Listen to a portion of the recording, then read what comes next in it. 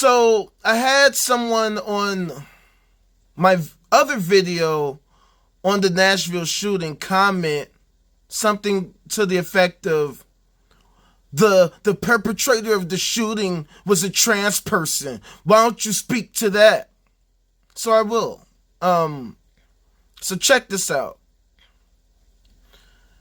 Your sexual identity, your political affiliation, and your religious affiliation has zero to do with whether or not you're a good person.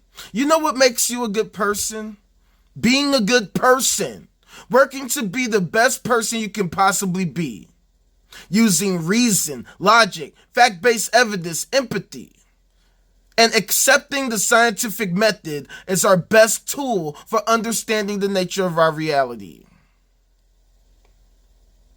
Just because you're a trans person, it does not automatically make you a good person. Being a gay person doesn't automatically make you a good person. Being a straight person doesn't automatically make you a good person.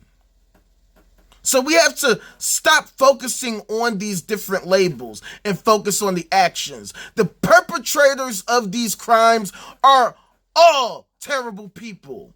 Their gender has nothing to do with it. Their sexual identity has nothing to do with it. Their religious views have very little to do with it. What matters are the actions that they took and the fact that these people thought that these actions were reasonable courses of actions to take, and they are not. These actions are despicable, terrible, horrible, and evil. They accomplish nothing positive. So it doesn't matter the gender identity of the perpetrator. What matters is that they're the perpetrator. So let's knock it off with focusing on irrelevant things like their identity or their religious view. What matters is that this was a terrible person, and therefore, as a society, we need to be focusing on actually figuring out how to prevent these monsters from committing these monstrous acts, and maybe, just maybe, ensuring that they don't become monsters, or that we can preempt these monsters, or that we could make them not be monsters.